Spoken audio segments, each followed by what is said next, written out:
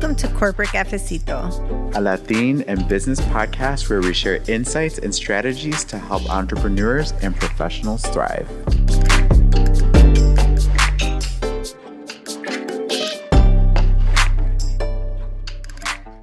Hi, everyone. Welcome back to Corporate Cafecito. So we have refilled our coffee, and we still have Michele here. We are not going to let her go because a couple of reasons. One, I think it's really interesting to see, one, a Latina in this role and with this type of career. And I'm sure if you listened to the last episode, you heard that, she was the woman in homicide. And that kind of also fills me with pride to know that it was a Latina. So that's really amazing. But also, to hear some of the challenges and some of the tough decisions or cases that you've worked through. And how has that impacted your personal life? What were your parents like when you said, I want to be a police officer? I think my mom wasn't surprised because I joined the Army right out of high school. Okay. So I joined the Marine. I tried to join the Marines. My dad was a Marine or is a Marine because you're never not Marines. A Marine. You're never, not a Marine. My dad's like, oh, you're not going to the Marines. And he's like, no, go to the Air Force or the Navy. Uh-huh. And I was like, no. So we settled on Army. Yeah. You're like, those colors don't suit me. Yeah. I'm like, no, I don't want to do Navy. I can't swim, which I can't swim, which is so bad. I still can't swim. Embarrassing. But so my mom, oddly enough, was the one that was like gung-ho. Mm-hmm. And my dad was more like, why would you want to do that job? Because, he's like, there's no place. My dad's still a little bit old school. My dad's like, there's no place for a woman on that job. And he was like, wrong. Muy mal hecho. Oh, yeah. Oh, yeah. Where my mom is the exact opposite. My mom was like a little firecracker. And my mom and my dad were very, they were, what are they, like 15, 16 years apart in age, too. Oh, wow. So okay. different generations, too. Yeah. I think he was her boss when she was younger. You're like, yeah. This? Yeah. Yeah, exactly. But so when I got on, my mom was always very supportive. She liked the stories. I think she was my biggest supporter. She passed away a few years ago. My dad's still alive. My dad's 90. And he's still the same way, though. And he's like, oh, even when I do something really good at work, he's like, oh, I can't believe they gave that to you. I'm like, oh my God. Yeah. But that's just how he is. That's his loving, crabby love way language. of being. Yeah. That's his love language. Exactly. Naysayer. And so now you have a daughter. I do. How would you feel if she wanted to be a police officer? Well, my husband and I are both police officers, and we, I guess I'd let her do whatever she wanted to do, but it's not the job that I would choose for her. Definitely not. I wouldn't want her to go through the things that I went through, and even the trauma that I don't think exists, I know exists, and it just manifests in different ways. It manifests through your health, through not being able to sleep. So it's a great job. It's a rewarding job, but I think it is a job that most parents probably would prefer their kids don't do. Yeah. At least me and my husband. I know both of us.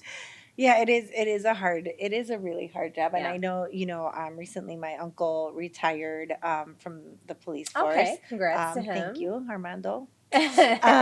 So, I think that, the biggest prayer is just like, let him retire alive, uninjured, and able to enjoy. And that's one of the beautiful things when you think about it is like you do your service and then you're able to retire at a good age where you can still enjoy. Exactly. You can almost start over again. Like I'm retiring in June and it's so funny because all the females will come up to me. They're like, oh my God, congrats. And the guys are like, why would you do that?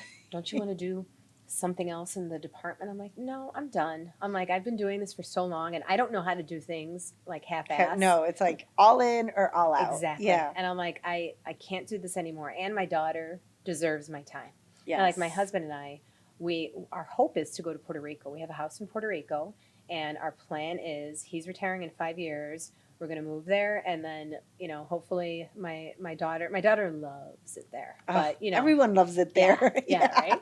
Yeah. well, she's 5 now, so we're like, keep this energy going, girl. Keep this energy going.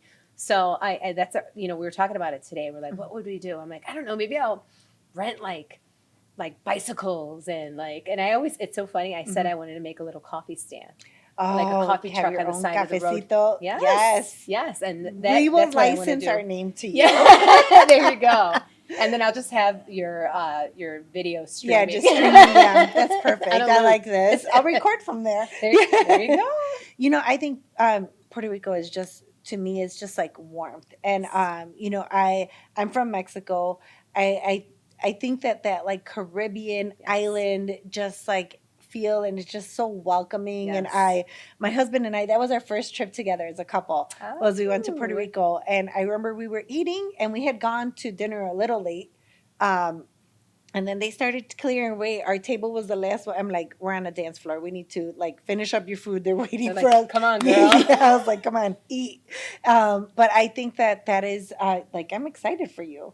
Yeah, I love it. Like, and this summer I enrolled my daughter in like a STEM summer school thing so that she can go out there. But it's funny because my mother-in-law speaks to her in Spanish, but she's just, doesn't pick it up. And I feel like if she's immersed in it, she'll be more likely. Because, your brain turns off at a certain time where it's like, like when I was younger, when I first got out of the job, I was pretty good Spanish. And then I ended up moving to an area of the city that wasn't many Spanish speakers. And I'm like, you lose it if you don't use it all the time. Where are you now Spanish wise? I always say my brain turns off. In Puerto Rico, I have no problem. I can talk fully, but sometimes the talking back, I'm like, huh? And then obviously when you're those actually TikTok there, videos where they're like, oh, you're paying me for this much Spanish? Yes. Like, yes. Yes. Well, yeah, exactly. My husband, though, it's funny because when we worked together, we always needed a translator. And he's like, no, I can't translate. I can't legally translate because blah, blah, blah.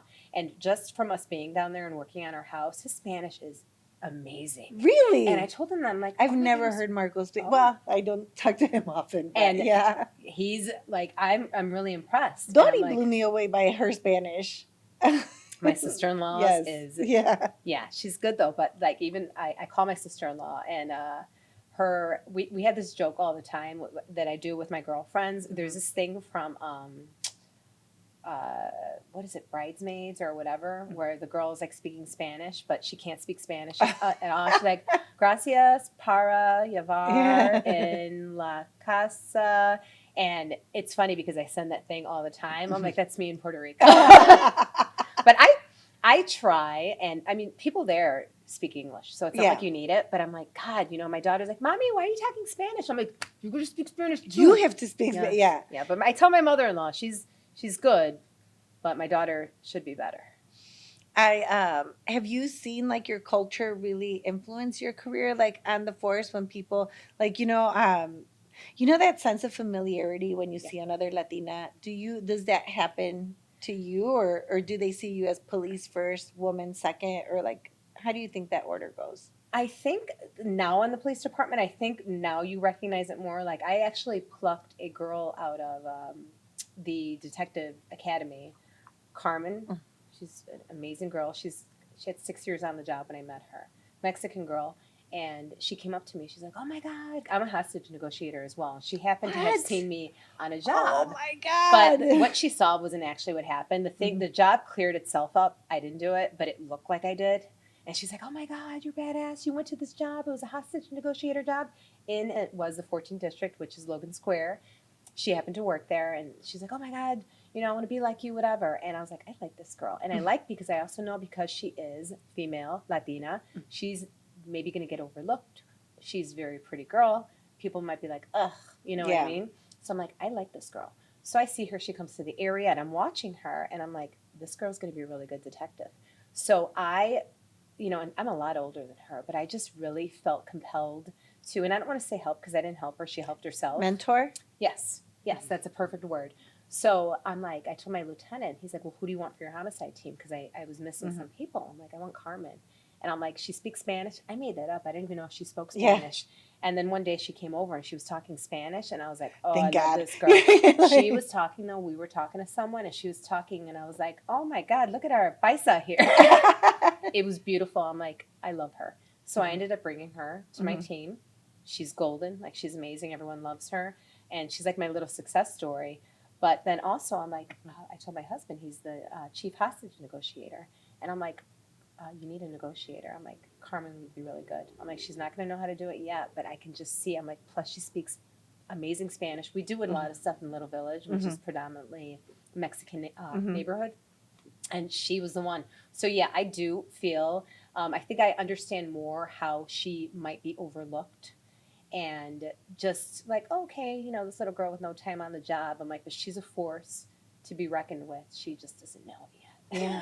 No, I love that. And that was part of the reason I wanted you to come to the podcast was because I think oftentimes, unless we see someone doing it, it may seem so unachievable. So true. Right. And to know that you've been, you know, on the force for 25 plus years and that you moved up the ranks, but that you had to kind of like fight your way to find your spot. And now here you are, right? We like our mantra is lift as you climb. Yeah. And the fact like that that. you're reaching behind you to bring the next person Yes. with you and leaving them in a better spot. Like my hope is that we could save the next generation 10 years by helping them up. You just gave me chills. Making Making all my hair grow back today. Like, I love that. No. So what are your plans for retirement? You don't look like someone who could sit still. I can't, and that's why my husband and I were talking about it today, because I'm just random with stuff. Nothing I do is money motivated though, but I do have the fear of being poor because I grew up, you know, really. It's that scarcity mindset that we can't shut it off. I cannot shut it off. And it doesn't matter what I do, or I'm still like, okay, if I spend $1, I got to make 2. And that's always been my mindset. So I'll have to figure that out. We've prepared well. You know, I have a pension and I've been saving and working really hard for the last 25 years with the thought that I was going to do 20 years and leave. I was ready to go at 24 years. So I was like, okay, 25 sounds better. Yeah. And my husband's like, you're never retiring, are you? I'm like, no, I really am. Well, then I'll just wait for you. Yeah. But I'm done now. Like I told my commander, I'm like, no, I'm going to leave. You're like, I'm this like, is it. no time like the present. And then just even with my health stuff, the health problems that I have, I do have an incurable form of cancer. Can you talk to us a little bit about that? Yeah, so my mom passed away from a rare lung disease in 2022, at the end of 2022. I never go to the doctor. Like a lot of first responders, I take care of everyone else and I don't take care of myself. So I'm like, okay, I'm going to get a regular checkup. And I had my daughter, so I'd gone to the doctor, and you just assume because you go to the doctor. Yeah, they did the blood work. It's they'll know if you have cancer, yeah. right? Well, no, they don't unless they do specific types of tests. So I was feeling tired, and I noticed that I would bruise pretty easily, but it wasn't anything that stood out to me. It was always like, oh, I must have hit something. I must have done this. And I went to the doctor, got my blood work done, and my doctor immediately called me. She's like, you have a blood disorder. You have to go see a hematologist. And I'm like, oh, I diagnosed myself. Anemia, like what do I have? Yeah. She didn't make it sound, and she's a great doctor, and I always credit her. I'm like, she definitely saved my life. But I'm like, okay. So I call the hematologist, and it's a cancer center. And the girl's like, well, we don't just take patients. You have to send us your stuff. So I sent her my records. She never got back to me. I'm like, oh. So then my doctor, again, it's like a month has gone by. She calls me. She's like, where are you on this? Yeah. She's like, did you go to the doctor? The hematologist. I was like, no, they said they won't take me. She's like, Michele, you have a blood disorder. I'm like, okay. So I go to the doctor. I meet with the oncologist, hematologist, and she's like, okay, well, your your red blood cells, which is indicator of anemia, looks like it's holding on. So I'm thinking she thinks I know I have cancer, and I'm thinking she's telling me nothing is wrong. Completely talk about like not speaking to each other. Yeah. I'm like, cool. All right, I probably have some kind of weird blood thing going on, but I'm fine. I don't have anemia. Oh, yeah. Okay, so I'm driving to work, and I get a notification on my Live Well app that says that I have cancer. That's how I found out. Oh my God. Yeah, and so in my ear, all I heard was, doo, because I'm like, if people are talking to me when I get to work, I'm like, oh my God, I can't process this right now. Yes, and I call my husband. I'm like, I think I have cancer. He's like, you do not have cancer. He's like, stop. Yes. And I'm looking, I'm like, it says I have cancer. He's like, what do you mean? Screenshot it, send it to me. And I'm just not listening at this point. So then I call the doctor back, and I'm like, I got this notification. The nurse is like, we don't diagnose on that. I'm like, oh, what else could it be? And she stays quiet. I go, it can't be anything else, can it? She's like, probably not. So that's how I found out. And I found out that I have a disease that is predominantly diagnosed in male whites over 70 years of age.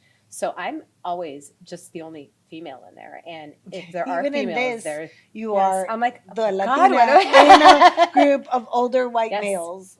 Yes, I'm like, that is my sentence here, my life sentence. But yeah, that is funny that you say that. It's all white men doing it to me again. So yeah, so I've been dealing with it. I've been treated. I have like integrative doctors, and I've been dealing with it. But that is part of it. It's like, if not now, when? When am I going Right. to retire? Like, what am I waiting for? Am I Right. going to keep, chasing? I'm going to get 1% more in my pension, or am I going to enjoy life? Every time we go to Puerto Rico, the sunshine and It just brings life. it does. Yeah. And they say that the ocean is healing. I really do believe that. Like, I go there and I come back and my numbers get a little bit better. I'm like, so there is something to be said about activity and sunshine and vitamin D Yes. and, the ocean. So that is our plan. But yeah, I'm like, hopefully I have my little coffee stand or, selling, I don't know what. I'm not going to cook anything because I wouldn't do that to people. But And I think the food down there is so good. I mean, I would have to like work out 8 hours a I day because know. all I want to eat is mofongo. Yeah. That's my favorite thing Oh, too. That's so funny. We so go to a place good, called yes. Lester's, Ah, and that's what I have to get when I go there. It's like my bad food. I get the steak though. I get the steak with I get the mofongo. chicharrón, the Oh, fried pork oh, on yeah. it. Oh, so good. My family, we have a house on a ranch in Mexico, Oh, and that's it's awesome. so the history of our land is like my great grandfather split it amongst his kids, who split it amongst now my parents' generation. So everyone who awesome. has land around us is my cousin and my aunt and my uncle. So everyone's kind of like built their house, and we're almost a town. I would say we're really close Yeah. to becoming a town, and there's just something so beautiful from just going down there and sitting in front of your house and seeing family go by and waving, and just people coming up I and love leaving, it. and I'm just like, that's like the community feeling that I love. Yeah. And then It's like your little village. yeah. And I feel like when I'm down there, and this is not a negative, like I get bored. Yeah. And that there's so much peace in boredom to be like, I have agree. nothing to do. Yes. This is it. Yeah. Yeah. That's when like you have time to read. Like I do audiobooks all the time because of the fact that I'm like always rushing to go somewhere. I'm like, it makes you slow down and it makes you like appreciate your surroundings. Yes. And nature. It's like, what? Nature? So Michelle, if someone was starting out now, if one of our listeners is like, hey, I want to be on the force, or I want to join a police department, or whichever city they live in, what would you tell them to do? What advice would you give them? Well, I think if it's something that you want to do, I wouldn't even necessarily do the 4-year university route because of the fact that this is something that we should take advantage of. We do have tuition reimbursement on the Chicago Police Oh, Department. nice. So I was able to get my master's degree. So you have your master's in public safety, right? Yeah, Yep. public Okay. Safety Administration. My husband and I went and got our degrees together. Oh, nice. I So started cute. school, yes. And I'm like, there is no reason, because at that time it was, crazy COVID times where I was doing a lot of the stuff online. I'm like, there is no reason I should be in class in our house and you're here next to me. Not doing this. Exactly. Yeah. So he started a semester later, so he had to play catch up a little bit. And we ended up getting our degrees together. And I think it was so good that my daughter was at her graduation. Dodi was at my graduation. So you guys are college sweethearts. Yeah, we are. Yeah. I'm going to start saying that. Yeah. Yeah, I'm like, we went to college together. We got our masters together. But the So city you paid need for it. typically like 2 years, right? You need an associate's? Yeah, you need 60 credit hours. You don't need an Okay. associate. So Okay. if you know this is the route you're going to take, I would just say, instead of incurring, tens of thousands of dollars of college debt, if this is what you want to do, having a 4-year degree starting off, it doesn't really help you that much. And especially if it's something that you want to do and not pay for, then get on the police department. You could do it part-time. You do that, and you will need it at some point. I think to be a lieutenant, you have to have a bachelor's degree. Okay. Yeah, but other than that, there's so many benefits to being on the police department now, and it is a different job, and you really can do like before if someone said, I want to be a bomb tech, they'd be like, yeah, okay, good luck. It's going to be, Mayor Daley's nephew that gets it. Right. That doesn't exist anymore. Good. Like there is nepotism here and there, but it's if you want to do something, whatever it is you want to do, you'll be able to do. So, I mean, Nice. it doesn't have to be Chicago. It could be Fed.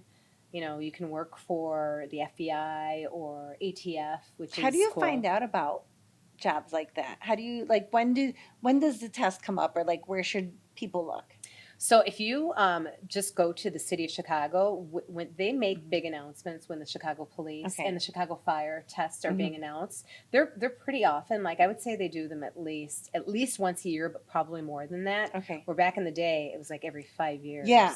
Yeah. No, now they're often, and then you also see just if you put yourself on all these mailing lists for Mhm. cities, like if you find a city that you want to work in, if you want it, it's available. And unfortunately now, like the people running after law enforcement jobs is also not there. So they do have a harder time finding qualified applicants. So if you're qualified and it's something you want to do, I would say do it and then just go there with a mindset of what you might want to do and whatever you want to do. And your life also might dictate what direction you go and like, oh, okay, I really like this. Like I had a tactical team. I never wanted to work like plain clothes, undercover type of stuff. Yeah. I had so much fun then. As a sergeant, we did such good work. We had such a great time, but it wasn't something I sought out to do. Yeah.